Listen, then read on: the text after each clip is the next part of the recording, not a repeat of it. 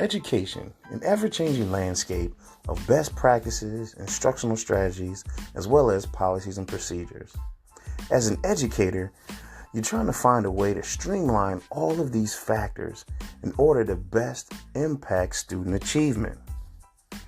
Here at Academic Therapy, we discuss ways to navigate through these various environments of collaborative planning, school culture and climate, and high-stakes testing. So if you just want to get more information in regards to education and academics, or you just want to be a fly on the wall during the conversation, tune in to Academic Therapy.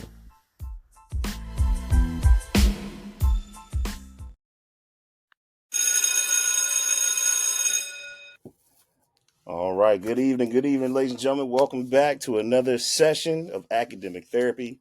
I'm your host, Mike Coates, 18 years in education, currently serving as a principal.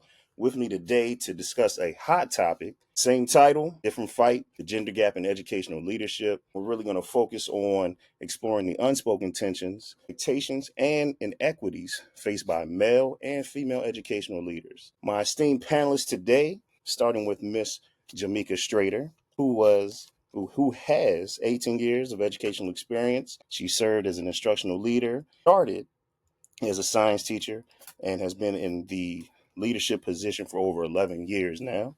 We have Miss Natikwa Riley, who has also been in education for over 23 years, serving 13 years as an instructional leader. Actually started her journey as a substitute teacher, went through the resident teaching program, and now continues to progress to make impact in children's lives each and every day. We also have joining us tonight Ian Goins, who has over 27 years in education, 18 years of which as an instructional leader, and has worked in various instructional areas, such as level 1 and 2 facilities. And then finally, we have Brother Dr. Dana Doggett, who has 27 years of educational experience, 24 of which as an instructional leader, and enjoys the principalship. Thank you all for joining me tonight. So let's hop right into it. Let's see.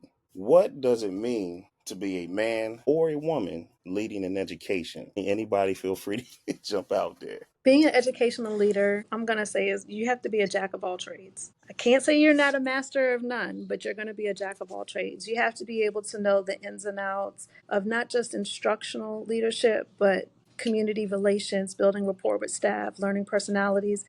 And it's a lot of weight on your shoulders. Gotcha. All right. Mike, I think we talked about this last week. I think Principal Riley talked about it, a jack of all trades. Especially you have to be really good at time management because you can get pulled in many directions. Mm-hmm. Just walk with your head high, be confident. And also, if you don't, a principal or leader has to be very vulnerable too. If you don't know anything or we don't know anything, we can't be afraid to ask because people think we have all the answers. And honestly, we just don't. And our role as a leader is to build leadership capacity within the building. So, Ms. Strader, you got anything you want to add? No, I agree. Oh, that is too funny. All right. So let's take a look at, let's say, a case file or a case study, so to speak. So today's case file is the same desk, different pressures, right? Let's say in one district, a male assistant principal walks into a staff meeting and his voice is received as confident and decisive. In the same meeting, his female counterpart is asked to tone it down. Her tone is too much. What I guess you could say is this a familiar scene or a familiar occurrence that you all have ever experienced or faced before? Anytime we as women evoke passion and assertion, we are the angry women in the room. It's Mm, that as being aggressive versus passionate. Anytime I'm gonna say women speak up in a room, everyone's like a drawback, like, what's wrong with them? They're doing too much. Why are they speaking like that? They should soften it. But if a man does it, it's looked at like, wow, he's taking the lead. So it's seen on a regular basis, whether it's with other women or with women and men. so let's unpack that. Like, what do you think that is? Like, why is that a perception that people have when it comes to a male leader versus a female leader? Why is it that a male can kind of get away with saying certain things, or his tone can be a certain way, and that is looked at as a positive? Like, oh man, he's direct, he's on it. he's I say a go getter, so to speak. But then let's say a female uses that same tone, that same mannerisms that the male uses, and then she's over the top. She's super aggressive. Her tone is too much. I don't feel safe around her. Blah blah blah blah. Like what is that? What? How do we get those perspectives in leadership? I I will don't know. say I know. Oh, go ahead. Go ahead. Go ahead. I was going to say, I don't know how we got to that point in terms of Mhm. leadership. I think it's a lot of it comes down to social norms. Women should be soft and docile, kind of follow what's given, and we look to men to be the leader. But now that we are in 2025 and we look at each other as equals, we both Mhm. lead. I don't know that everyone perceives it that way. I know, Straight. You about to speak on something? What were you I about to was share? actually going to say something similar. I don't know where it comes from, but it's definitely there. I pick up on it sometimes when I'm told that it's not what you say, it's how you say it. And I'm very particular and very intentional about my tone and what I say and how, especially in a professional setting. So that reminder just reminds me that there's a difference. Mhm. And I think sometimes it's camouflaged by build relationships. You have to build relationships so that people are receptive to what you say, or people can see past the directness that women and the confidence, honestly, because we know what we're talking about. We're in these seats and we're in these positions because we've earned them, not by accident, not by chance. And so it just takes a lot, I think, to create the space where it's received from us. The message is received from us. I think it's easier for it to be received from a man. We just expect them to say something smart. I agree. I think it comes down to level of respect, in my opinion. Most of the principals I worked under were females, and they commanded respect. I respected them, whether she spoke or I spoke. It was just a level of respect, and it's very hard because I think it was mentioned that black women or women get angry or speak their mind or direct like they're angry. To be honest with you, the same thing goes for us. If we get out of tone or raise our voice, we the angry black man. So I think we got to break down these stereotypes and respect leadership regardless of the gender. So for the ladies, do you feel? And I think Riley, you shared something I think is a real valid point. Societal norms to a degree, especially being women of color. Do you feel as though like just because the way society views women of color, that kind of attributes to how they receive the message that you're trying to portray to them in regards to your leadership? So I will tell you this, working in different demographics of educators, from a predominantly non-Black staff to a predominantly Black staff, I'm received differently. I can say that. I can also say, being a woman, a lot of time they look at you like you're the angry woman because you're speaking. You may raise your voice, you may say things directly with very little fluff, and they're like, she's so upset, until they get to know you. But sometimes the perception of a Black woman, they don't want to get to know. It's the fear of, when Black women get mad, are they going to fight? Are they going to yell? Like, it's a fear. I think that does attribute to it. No matter how we can say we all get along, there is still social norms that have barriers put in front of us. And that's crazy. Even in the space of education, it's like that's still a hurdle that you all still have to try to get over in order to be effective leaders in your craft. What's something that you all feel in your leadership role you rarely say out loud? You know what I mean? Like what are those things that you kind of hold yourself from allowing to come out verbally? Saying things like, that's stupid. That's a smart adult. Figure it out. They're children. Be the adult in the room. Those are things Mm. I hold back from saying out loud, knowing that people will feel a certain way. We're supposed to be educators, the leaders in the room, not necessarily having to be a principal. If you're a teacher, you're a leader of a group of children. But to have to say to someone, like, you have to be an adult today. And I just think back in the day, you were able to tell people how you really felt. Everything's watered down. People are entitled and people are in their feelings. So, it's always people take it personal too, instead of it's business, especially in the school setting. We have to talk to one of our staff members, people who take it personal, then you get what?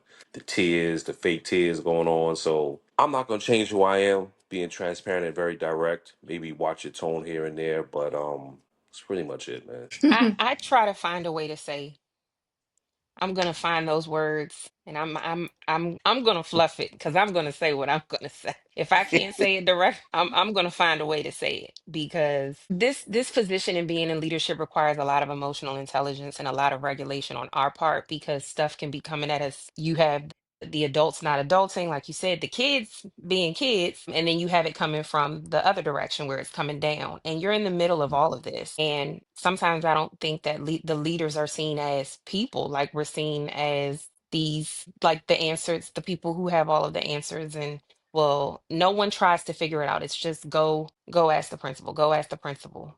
There's Mm, tons of other leadership in the building. Go ask the principal. And so it just gets to be a lot. And it really does require a lot of regulation moment to moment all day long. So for me, I know if enough piles up, so I find a way to say the things that I need to say, whether it's in writing, mm. I'm the best in writing, or if it's a quick conversation, or if I circle back later on in the day when I'm even better regulated and my tone won't get what the message is won't get overshadowed with my tone. But yeah, Hmm. I try to avoid not saying the things that are in my head because they're gonna come out and I don't want them to come out at the wrong time or the wrong way. Gotcha. This is So I, this is funny. It's like you. It's like you're gonna figure out how you're gonna get your message across, but you're gonna figure out how to cross that bridge when it comes down to it. That's dope. Go ahead, doctor. I was just gonna say it's gonna come out. I think all of us on the call are very transparent and direct. It's just we gotta tweak it to a professional way. That's Yeah. all Mm, we do. I mean, that's all we do. I mean, nobody here on the call is scared to do anything or say anything. It's just framing it professionally. right. And that's not going to change. But some days they got to feel like they got to understand that we're human beings too. So some people may have to catch it every now and then. Let's keep it a buck, y'all. I was gonna. Like So there, people think like we're so human. Nah, you gonna get the Dana side today. It might not be often. You're gonna get the Dana side today, and that's real. Not a lot, but sometimes we are human beings, y'all. And people think we're superheroes. We're parenting. We're doing all this stuff. Mm-hmm. I'm gonna have a moment, and if I go off, I'm the first one to say, you know what? I'm sorry, but don't let it happen again. You got to be real with yourself. Mm. I'm learning What are you learning? because I don't have fluff. I'm just gonna say it. My favorite line is, "I don't care." Mm. Like if it's not about what we're doing at work, I don't care. So that's what we hold back from saying. Mm-hmm. I say I don't care. I'm learning from these two wonderful principles on here that sometimes you got to walk away from the conversation for a second Mm. to give the answer, your answer, but give it in a way that's not, I don't care. Better to be received, I guess. For me to say, I hear what you're saying, I understand, but how does that have to deal with the work right now? Mm. But sometimes people got to hear that though. You know what I'm saying? Some people got to be like, yo, stick to topic. I'm not here to be your friend. And I think a lot of people are going to work, and that's okay with certain people. As leaders, we got to have boundaries with people. You know what I'm saying? People always try to figure us out or what's going on with us. Nah, period. I'm not socializing with you. This is what it is. And it's hard for people. And I'm going to speak honest with you. Our people to really understand that. Our people really think like we family. No, I got to write you up. This is what it is. You got to set boundaries with people because people, well, how you doing? I'm like, how you doing too? You get X, Y, and Z done. We got to make sure. And I was told by an OG, don't take things personal on his job. It's all business. These people ain't chasing your checks. You're not going home to them, and they're right. Exactly. Exactly. I know for me, just listening to what Principal Strader was sharing, seems like she's developed her filter, so to speak. A mentor of mine told me you have to be a master navigator. And he gave me this book called The Leadership Gap. And it talked about various types of leadership styles. And one of them was the navigator. So always trying to find that common ground with not even just your staff, but we deal so much so with the community members and trying to figure out how to establish a rapport with them as well. The central office folks, like somebody was alluding to earlier in the conversation, a lot of things come down from them, and we have to figure out how to streamline all of this stuff to make sure our school is functioning at a very effective rate. So let me ask y'all this: let's think about the mind shift, or what's a boundary that you've created that has helped you stay grounded and authentic in your leadership journey? I have a time boundary. I start work at a certain time and I end work at a certain time because I have to have enough to give to my family when I come home. So I do have a time boundary. I also have an emotional boundary. I have a very good assistant principal in terms of a yin and a yang situation. And I've continuously had that situation where when people are overly emotional, they know to go to my assistant principal before me, because my first response to someone who's overly emotional is, I can give you the room. Here's some tissue. I'll be back. Because once I go down the rabbit hole with you, I'm no longer focused on what I need to do. So I give myself those type of boundaries. I definitely have learned to give myself the time boundary. When I first stepped into the seat of principal, I was around the clock. I was working, then I was rushing home, thinking I'm doing something, and then I'm sitting and doing more, just never ending, trying to catch up. And I don't know, you never catch up there. It's never done. But I didn't understand that when I first got in the seat. And it was my children who pointed it out to me and were like, basically, we don't like this job because you're always working. I mean, it got to the point where you know how regularly you might wake up and check your phone or you're not doing anything. My laptop, there was Wi-Fi in the car and I'm on the laptop in the car. Like it was just always, it was chasing completion and it's never done. And so I share the sentiment. The time boundary is really important. I have younger children too. So, and when I sat in the seat, they were even younger and they were more demanding. And for that period of time where I didn't recognize it, but once they brought it to my attention, I recognized it immediately. Like, I definitely have to, do better at that because I heard the horror stories and I didn't want to lose the work-life balance battle and end up burnt out, which even still, it still happens, but the time boundary is definitely important. Even to the point where I've had people who want my time. I'm walking out the door. Can I call you? No. You can email me What? if it's about, yeah, if it's about work, email me and I'll check it first thing in the morning, get on my calendar. And that goes back to the time boundary. People want unlimited access to you sometimes. One of Mm, my favorite sayings in the building, I could be walking down the hallway and I could have a purpose. Visible isn't available. Just because you see me doesn't mean that I have time to chat or whatever is low hanging fruit for you. You just want to steal my ear for 2 minutes. You don't know what's in my head. You don't know the mission that I was sent on when I left to go down that hallway. And so, all of that is about, it goes back to that time boundary and visible isn't available, but there are systems and structures in place for you to have time that is devoted to whatever it is you want to talk about. But me walking to my car or even driving home isn't the time. I'm done. mm. Let me add. You want to add to that, Dana? Nah, just real quick. I think the ladies did a great job, but this is something that I've learned how to do. The second part of this school year was setting a protocol. Everyone to come talk to me or not want to talk to administration, open up a new building when the project manager leaves. The principal comes to project manager. The principal does this, this, and this, and it was burning me out. Mm, So I had to learn over time to really delegate responsibilities and follow protocol because once it comes to me, all resources have been utilized. I don't want to be the first resource or the second resource. So if something comes to my table, have you follow X, Y, and Z? So that has made my end of the year much better, but just establishing that protocol once we come back. got you. Ladies, let me ask y'all something. It was something you just shared, Strader, that stuck out to me. Do you feel being a female in a leadership position, do you feel like your colleagues, I guess, look to you to be, or they get more emotional with you all? Like they look at you as a nurturer, which, I guess if we can kind of go back to what you were saying earlier, Riley, about social norms, are they looking you all as being nurtured? Maybe I shouldn't have pointed you out for that. Are they looking at you all to be Yes, more of a nurturing spirit, a nurturing body compared to, our male counterparts? I'm going to, absolutely.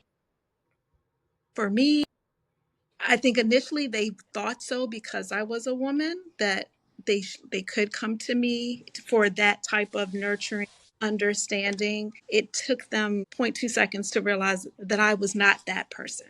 Mm, Like, I'm a super over loving boy mom. I'm not here for the tears. Like, I tell students, suck it up, man up. So when adults come in, I look at them like, you need to go to the restroom. Like, I'm not I'm not that person for everyone. So no, they don't come to me for that. But I think initially they thought that yes, I would be. For me, it's the opposite. Yes, I've gone through a lot of tissues in my office. I've had to learn how to even regulate that and not go down the rabbit hole with other Right. people's emotions and to sort of let them be heard, let them get it out, because sometimes people just need to get it out to get on with the day. But I've learned how to keep the main thing, and circle back to like, how can I help? What do you need right now? And sometimes they need to go home. And it goes back to the adulting thing. Like, you have leave, use it, because you're no good to anyone here and you can't sit in here and cry all day. And so I think there's that balance of being empathetic, but then at the same time, even creating a boundary within a conversation where a person can feel hurt, but we have to keep it about what's important. And this is a professional atmosphere. Schools easily turn into family and that kind of environment, but we still have to show up for our kids, and we have to have enough in the tank to be there for them. And if that means you need to take some space, we can cover the class, we can do whatever we need to do so that you are supported. I don't necessarily need to be the emotional support. I can be the moment that propels you to what you really need. So this, I guess, let me ask the fellas, like, how do you feel when you hear something like that from the lady or the female leaders in the group? What do you feel the perspective is from your colleagues when they come to you as the building leader? Are they coming to you for that emotional support? Like, they looking at the female leaders as a nurturer? Are they looking at you as being a more direct, more aggressive natured leader? So I think we get that more probably than the ladies do because they think men are soft. They're gonna come to us with problems. First thing I'm gonna do is like, okay, I'm gonna hear them out. Second thing I'm gonna do, okay, the county has these resources called EAP, so I would suggest you look into that. No, I'm just being real because we gonna hear them, but you gotta set a boundary so you give them the resources that they need. Period. We get the tears a lot. I don't know about D, but you get them. You know, those are the fake tears. You just got to keep it professional, keep it business. So I always refer to EAP, maybe look for some private counseling. That's pretty much it. But they come, trust and believe. With any, sometimes it's just that you just want attention from a male principal, whether to say hi, to say bye, just to say something. And it's like, yo, we got too much to do. So you got to set boundaries with everyone. They know what type of mood I'm gonna be in as soon as I walk in the building. That might be a good thing or a bad thing, but I like that. And if I can jump in, and first of all, my apologies for the technical difficulties. I think what Dr. Doggett is saying is absolutely spot on, but I think the other piece that sort of is an underbelly that exists is we represent the father that's been absent. And so we represent for many who have not had a male figure that has been stable, that has been stern, and that has been consistent. We, for some of our employees, we represent that figure for them. And so we become more counseling than we become the person that deals with curriculum. Mm, And so we get away from the focus of the job and more of the focus of healing the hurts that exist between the people who now show up to our buildings every day. And because, as Dr. Doggett and I know Miss Strader and Miss Riley will feel it in a different way, it's that big sister, potentially that mother figure. But Dr. Doggett could probably attest to the fact that because we are the minority in this space that we sit, we're pulled on in ways that other professions are not necessarily pulled on because we're asked to be more than just their supervisor. We're asked to be their super dad. mm. And sometimes it pulls us away from the focus of what we're there to do because we're helping to build not pedagogy, but we're there to also. Thank you. Sound went out. You can't hear me? Okay, yeah, somebody trying to call. My fault, technology. I said we get away from pedagogy and we focus. Sometimes we get called on and pulled on to focus on the pains that people are enduring and it pulls us away from the work that we're actually there to do because we are a anomaly in the lives of many people who show up and realize that, especially for Dr. Doggett and myself, an African American male being in elementary school, especially at the early stages, because many people can attest that they may have matriculated through their K to 12 experience and may have had no African American males, or maybe very limited in terms of one, maybe two, right? Depending on the area in which you exist. And so I think we sit in a very unique position, unlike Principal Riley and Principal Hughes, who, as females, they're looking for mothering, they're looking for big sister, they're looking for, I see. Hey, and for many of us on here, we know Principal Riley. And she's like, no, right? Let's get to the work. But many people show up in the education because the narrative and the culture that has been sort of presented to folks is that your needs get met here, right? And a lot of what, because we need people, is what we've been, is the messaging that's coming from the academic environment right now. Like, we really need you. So whatever we have to do to keep you, we need to sort of curtail what we do for you. And sometimes that has nothing to do with the teaching and learning process that we all signed up for. I appreciate that insight. So for me, it sounds like you all have just named a dynamic for me. Men in leadership are often given respect that they haven't really earned. However, our female counterparts, women in leadership, are often denied respect that they've already proven. And it's like people just come and they look at a female leader and a male leader in two different ways versus looking at the body of work that they've already accomplished and that they're already still implementing within whatever school that they're leading.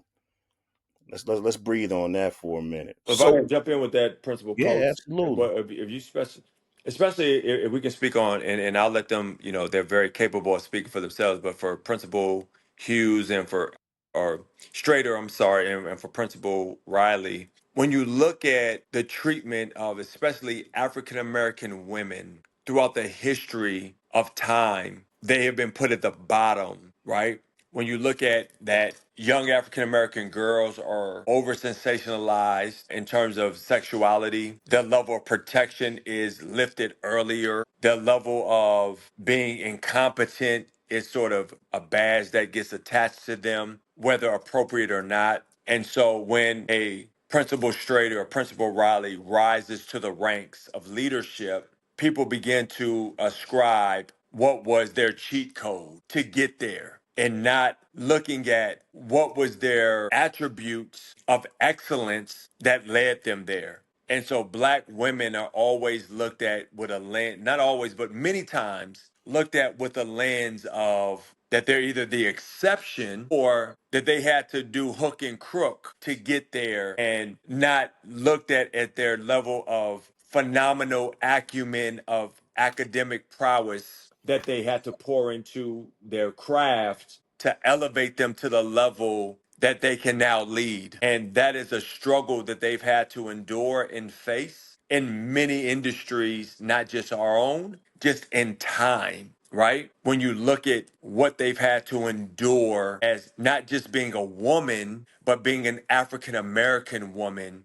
And then when you talk about an African American woman in leadership, that elevates the level of criticism and scrutiny that they get unfairly, that they so graciously deal with and embrace, but still perform at levels that others are not able to do without all of the other barriers and burdens that are put on their shoulder. And so even myself and Dr. Doggett, as African American men, some of what African American women have to face is even more strenuous than what we have to face as African American men. And so I want to acknowledge that their grace, their excellence that they present in face of adversity, and we get to absolutely see it walked out in what they do in the buildings that they serve. Awesome. Appreciate that perspective. But you brought up a good point, Brother Goins. Let me ask the ladies this.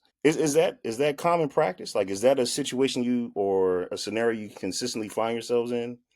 Even outside of educational spaces? Like, is that something that you feel like you all face a lot? The It's always, scrutiny to that degree? who does she sleep with to get to where she's at? It's always the question. Or Wow. does she belong to? So So is basically she you got this off the hook up. right? Is she a part of this clique and they hooked her up, or who did she sleep with to get to this point? It is said, and it's like you're double proving yourself. Not only did I work to get here, but now that I'm here, I'm overly doing the work to show you that I can do the work and produce these numbers and move these things, and you still have questions about why I'm in this position. Like, even just negating the, I guess, the amount of productivity or the impact that you're having within the spaces that you ladies oversee. That's Yeah. crazy. How do you deal with that? Like, that's to me, that's mind boggling. How do you? How do you So deal with something like that? I think women deal with it differently. Me personally, I believe in not joining anyone's clique, to continuously prove. Like, I'm an achiever, so I'm always going to prove and overprove and make you stand in your questions. That's just how I move, but that's also what leads people to burnout. Mm, Continuously prove. right. Constantly find yourself in that same, or really going around the same merry-go-round. Like, I've been here, I've done this. Like, look at my track record, and you still questioning me, you still doubting me. So now I got to keep doing it again and again and again. That's wild. So for me, I'll say that my this is my self-work both professionally and personally. It is not having to prove or over explain myself. I earned the position I'm in. And so I said what I said. And I think we touched on it a little bit earlier. When you find yourself faced in those situations where that thing that you want to say comes to the forefront, I'm going to find a way to say it. I'm going to circle back in writing. But I know for me, that's how I've learned to navigate, to say the things. And then I'm not going to over explain. If I've made a decision, or with the support of my leadership team, the minds that I've trusted to lead with me in this work, we've made a decision. I no longer feel the need to over explain it, or I trust myself, or I trust my leaders, and this is what we're going to do. So, Mike and Damien, I think as men, we're looked at totally different. It's a stereotype. When men in leadership, how do they look at us? Do they look at us as an instructional leader? Absolutely not. That's We, funny. we, 'Cause we I come into the schools to discipline the children. That's all we know. That's all we were ever taught. But once they found out that we are instructional leaders and we give them feedback and we know instruction, the lens kind of, it definitely makes a shift, especially with black men that know instruction. hmm But coming in, we are the person, we are the disciplinarian. We're gonna be that dad. That's how we're looked at until we have to prove ourselves as instructional leaders because that's the stereotype for us. That's funny because I was just about to ask you on the flip, like, do you all feel, you brothers feel that you are pigeonholed in your leadership, as male leaders, and then as strong black male leaders? Like, do you find yourself pigeonholed? And I appreciate that segue. I don't know, Brother Goins, if you want to add on to that as well. I believe Dr. Doggett, I think, has hit the nail on the head in terms of if you don't fall within the narrative that they have created in their own mind about who you should be, you become the exception or the anomaly, right? Because they're looking at you to be, as he said, the person only focused on climate and culture, help to reduce the suspension rate, help to keep these kids under control. But one of the things that they're not sort of thinking about us in the role of is how do we elevate the learning? And so when a Dr. Doggett has demonstrated his academic prowess and he says, I'm not into controlling kids, but I'm into cultivating an environment of learning, it shocks people because they said we weren't expecting that out of you. And so what many of us, myself, Dr. Doggett, even Principal Strader and Riley are doing is redefining what it means to be an African American leader because they have only limited us to certain things. And what we're saying is what we bring to the table cannot be contained because our creativity is beyond drawing within the lines. And so if you give us the position, also understand that we have also been anointed with the promise to take our young people to their next level of productivity. And so when you are the antithesis of their creation, you sometimes become their problem. And so Dr. Doggett is a problem, right? But many people see a problem.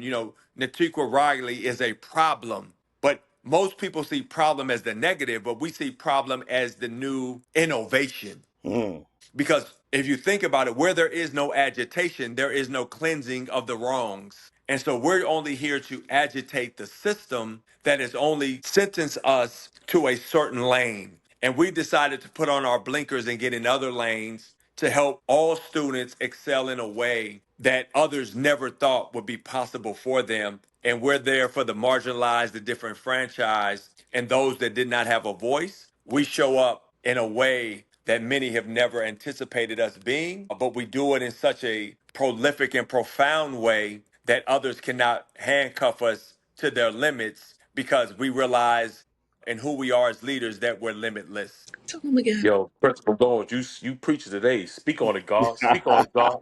Speak on it, God. Let them know to shake. That's real talk, though. That's real talk. Mm-hmm. Go, oh, I thought you was about to say something, Principal Riley. Go ahead. My man, Come you on, over there. Riley. Yeah, it's in you, Riley. Bring it to the table. Yeah. Not gonna preach behind it.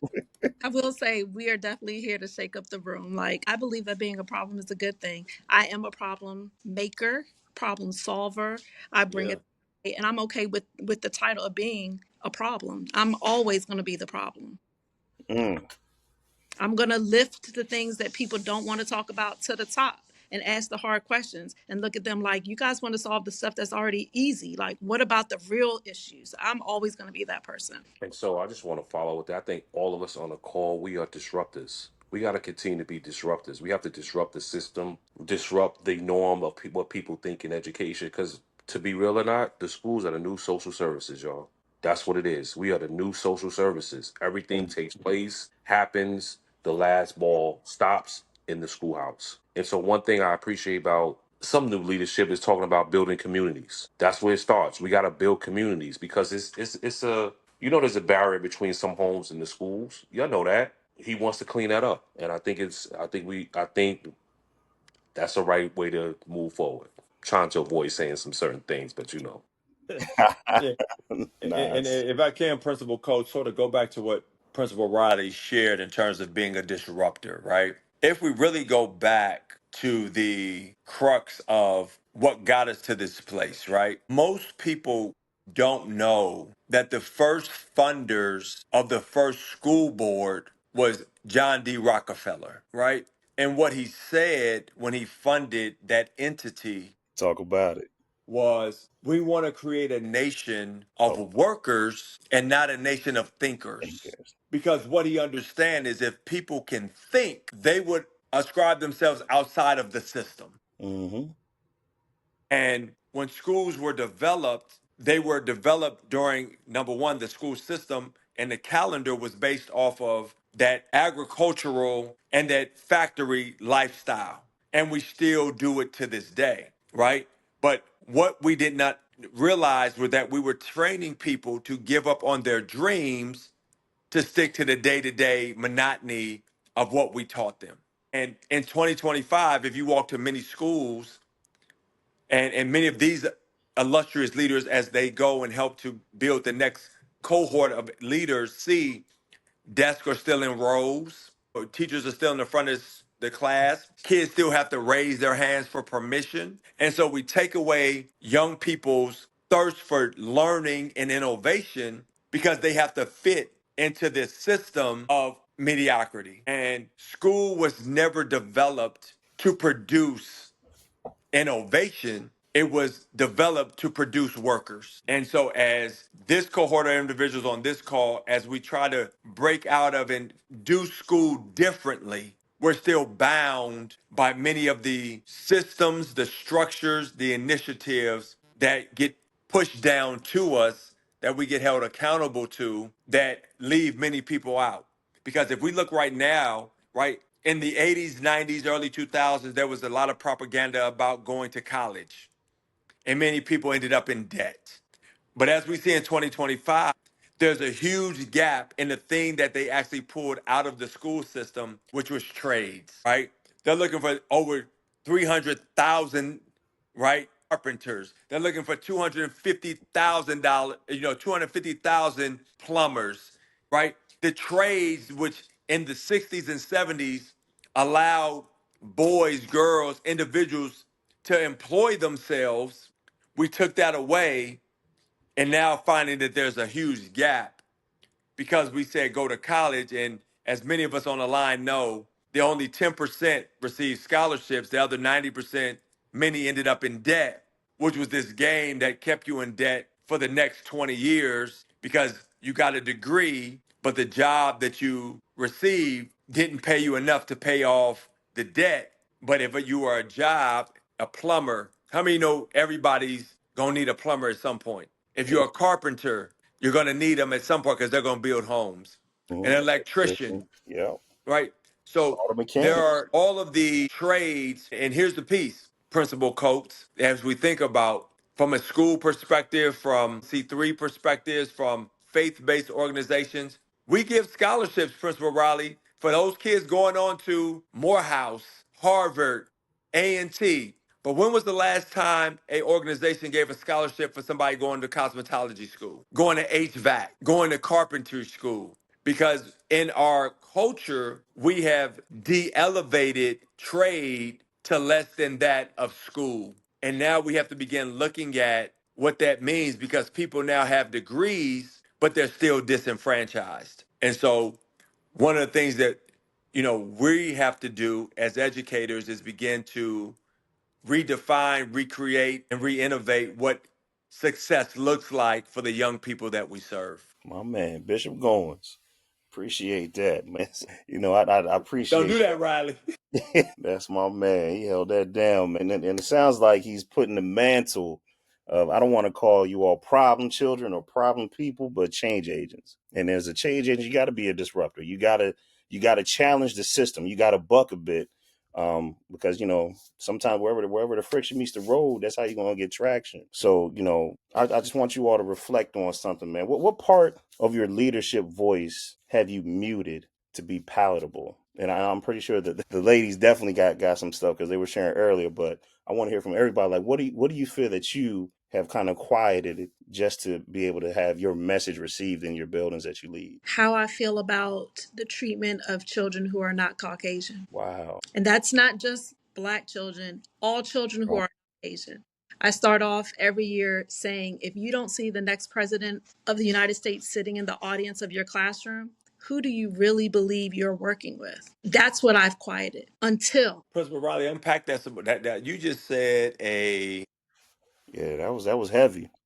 mouthful in that statement, and that can go so many different directions. Unpack that a little bit more for us, because I think what you just said is the crux of the implicit bias 100. that exists in an industry that is made up predominantly of Caucasian women. So unpack that a little bit more for somebody who may hear this to really be able to digest what you just shared, because I think that was a gut punch for many people who speak about equity but don't actually perform equity in their actions daily. So for me, it's the whole idea of honestly the great white hope. I'm coming to teach kids who are not Caucasian because I'm here to save them, versus I'm here because I had these intelligent, multilingual, out of the box thinking young people who I can lift to the next level of life. It's always well, I only expect this from them because, and they can put whatever phrase behind it because they're not Caucasian. Oh, we don't need to do that because they don't understand. They won't appreciate it. They don't need this. That's what I'm talking about. That's what I have tried to lessen what I talk about out loud initially so that they can hear my message. But I'm very subliminal in the things that I say until it's no longer subliminal and it's very direct. We work in areas that are not predominantly Caucasian, but yet a lot of our staff are still predominantly Caucasian, and they believe that they are the great white hope. I helped a Yeah. child letters in third grade, and I did a great job. And these are things that I hold back from saying. Get the fuck out of here with that bullshit. In third grade, Mm-hmm. writing paragraphs. That's real talk. It's crazy because I feel I have that same sentiment to a degree. For me, I hear you speaking about advocacy. Just from my own personal, I was a sped kid who people counted out, struggled with reading, struggled with all that stuff. And I say to my kid, every code of conduct assembly, I say, look at me. There's no reason why none of you all cannot be as successful or be in the position that I'm in as well. You just have to put forth the effort. So I definitely I applaud you for that because we do have colleagues. I'm not going to generalize it. We do have some colleagues in our building who feel as though their mere presence is a gift to these black and brown kids. That they're coming from communities where it's been predominantly them. They're affluent. Their families have this, so they can come out here and teaching these urban schools and feel like they're saving somebody. And it's like the furthest thing from the truth. But it's even deeper than just that. You have to really think about it.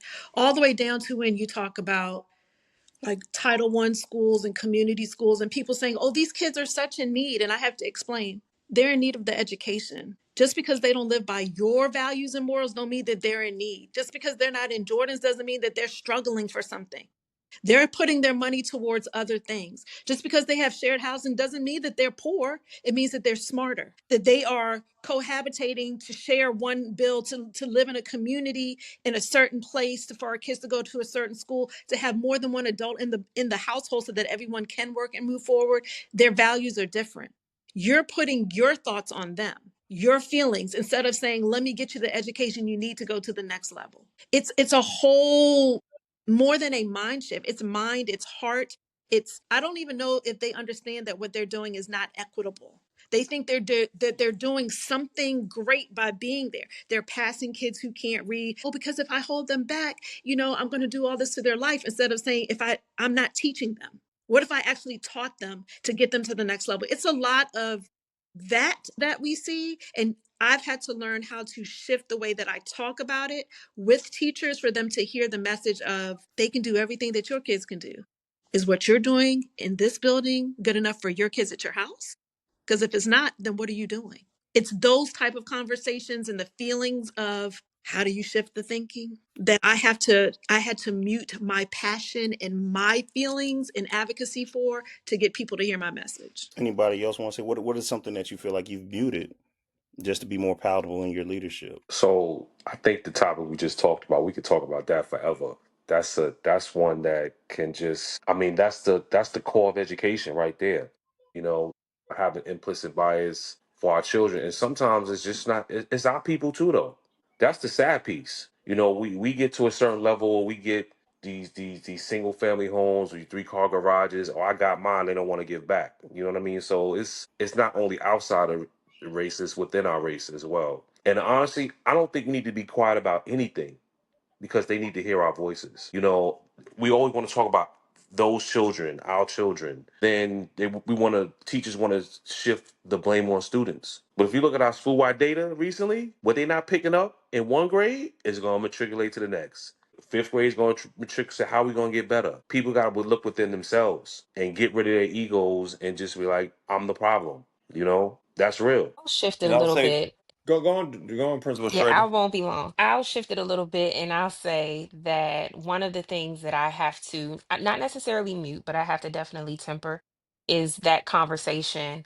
And Principal Doggett, he touched on it. It's around capacity. Just like we have to be vulnerable as leaders, the people that we work with, our adult learners, have to be vulnerable and have to recognize that education has changed. How we teach has changed. How our students learn have changed. And so for me, to be more palatable, delivering that we might be dealing with a capacity issue, and that's okay.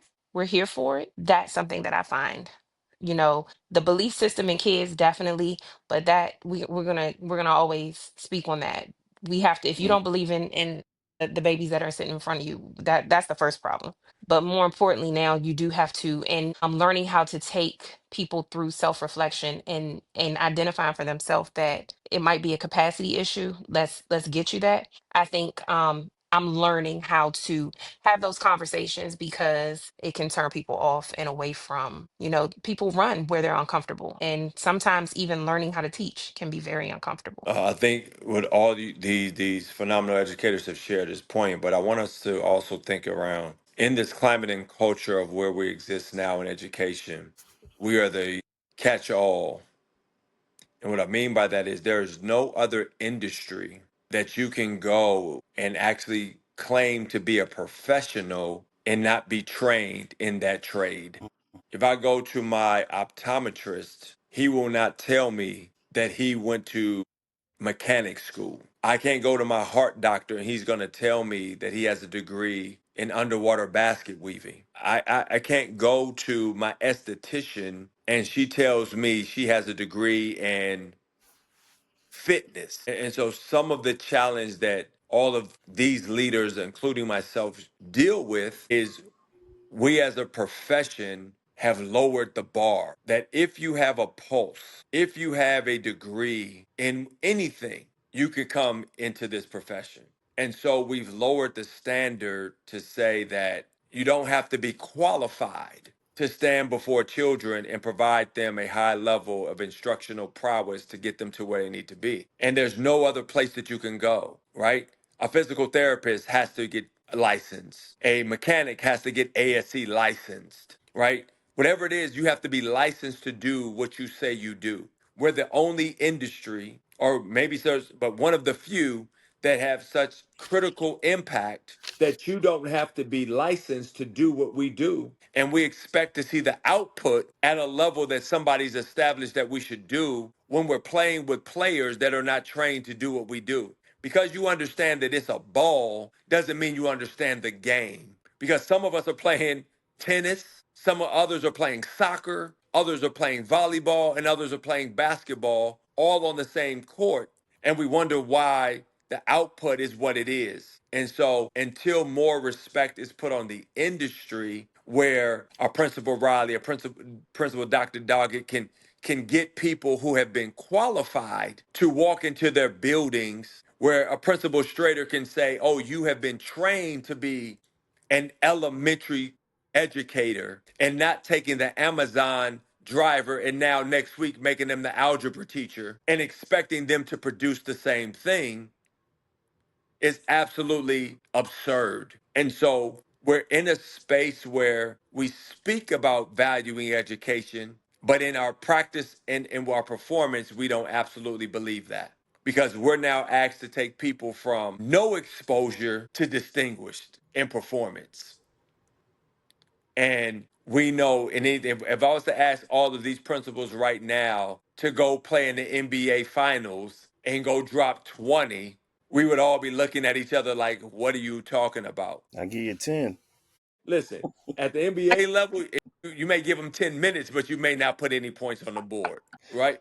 But we're asking individuals to take people that are non-trained Yeah. to deal with our most vulnerable, who are children, and provide them the fundamental and basic understanding of life at a level that they themselves don't even understand how to provide to them. And so until we really look at the macro level of what's going on, we are really playing a hide and seek game, right? Hide the things that really are going wrong and continue to seek to be great at what you do, in spite of you having the players on the field that are not equipped to succeed, but you continue to make magic. So my hat's off to these leaders and other leaders who are trying to make it happen with people who are not equipped, trained, or developed to help them move the ball down the field. But that's funny. That's a good point too, brother Goins, because I always used to say that education is the catch-all for a lot of people. Like we take all the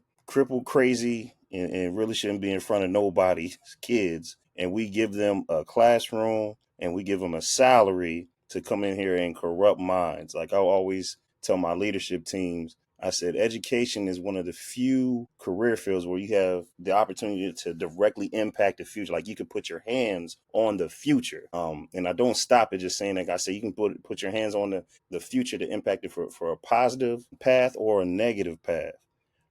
It's wild, but I mean, I think we find ourselves in this situation because do we pay teachers what they're worth? Like if you think about it, like if you think about this new generation of kids who are coming out of college and whatnot, a lot of schools, their educational programs, they have kind of gone away. They've been dismantled due to low enrollment because nobody's seeing education for the hard work it is. These kids are coming out, and a lot of people are looking at this profession as this is a dead end job. Like I'll teach and then I have to get another job just to make ends meet, just to survive for the week.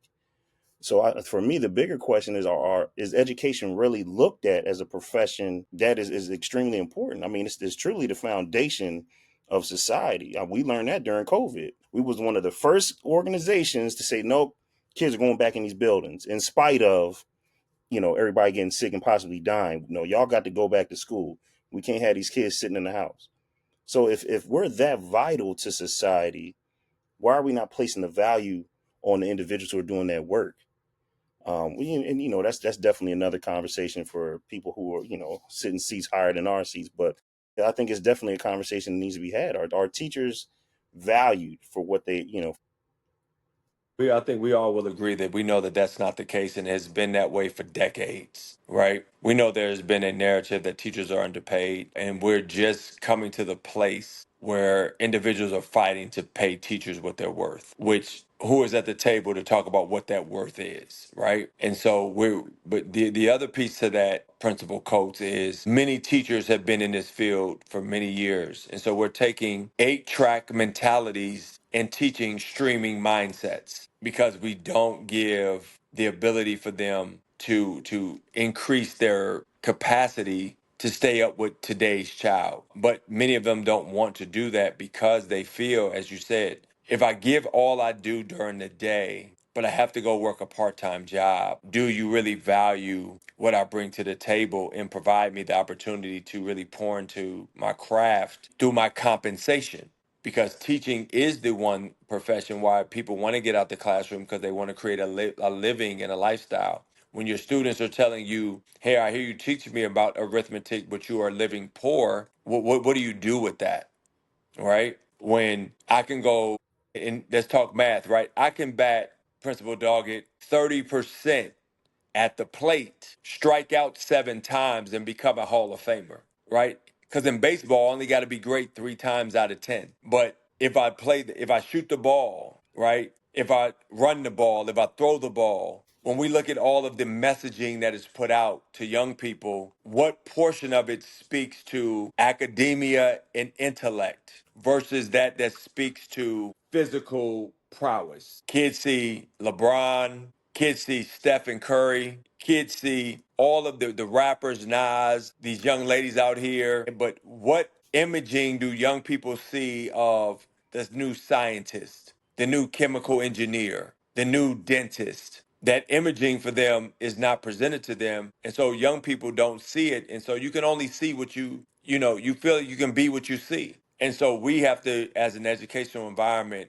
provide them opportunities to see that there's more than sports to make a living, but to see that the civil engineer is also making a viable living, that the nurse is making a viable living, the physician, but those are not giving the accolades that the top 10 hip hop artist is getting. And so how do we begin to change that narrative to understand that knowledge provides you options and what they're showing you really presents many of you to never be in the game and you will be excluded from the possibilities. That's why we gotta continue with the career days. I mean, this is a journey. We gotta continue with the career days too, and that's a social media thing.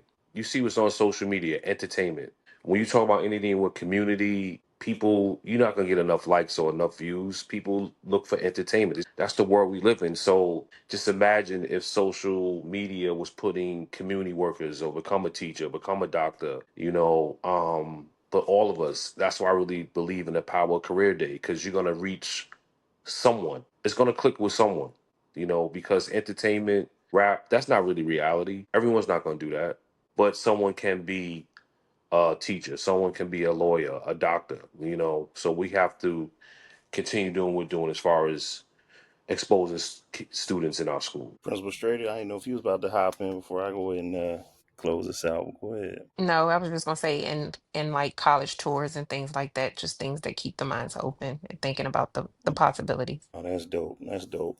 So in closing, man, I definitely again want to pour into you all as this being academic therapy. I want to make sure that you leave with your cups filled. I'm gonna start with the ladies first. As female leaders, I believe you all are setting the standard that is truly representative of the true potential of all female leaders. So continue to push, continue to grind, continue to set a standard. Never yield. As long as you know what you're doing, your moves are in the best interest of children, particularly the students that you all serve and work for, and be a shining light, be a beacon, because at the end of the day, like I believe Principal Riley shared, if you don't see the next president in your class, what are you here for? And it's truly evident that you all see, not only future doctors, lawyers, presidents, and whatnot, you see future selves.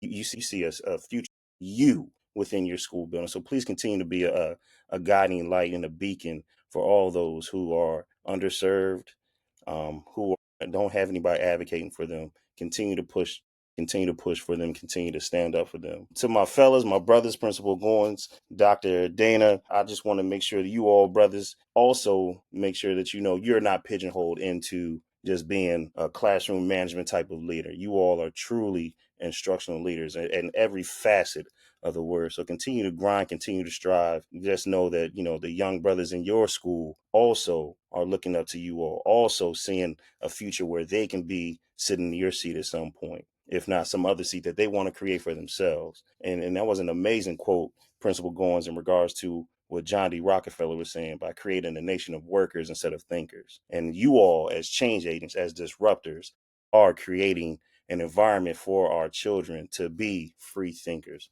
So, I definitely applaud you for that. And I want you to think about this quote: my leadership is valid, not because of how it's received, but because of how it is rooted. So just know your leadership is truly valid and valued. But I do got some homework for you, because we can't be educators without having some homework, right? So I want you to, at some point this week, or the next week or so, ask a colleague of the opposite gender what's something that you carry in leadership that you may not see, and then just listen to them. And hopefully we can redo this situation again and have y'all back on. I would love to hear from you all, okay? So again, thank you all for joining me here on Academic Therapy. It was a great conversation about the disparity between female and male leaders in education. And I hope you all got something out of it. I know I got a whole grip of things out of this conversation. Until we meet again, you all have a blessed evening. All right, thank you, everyone. Have a good night.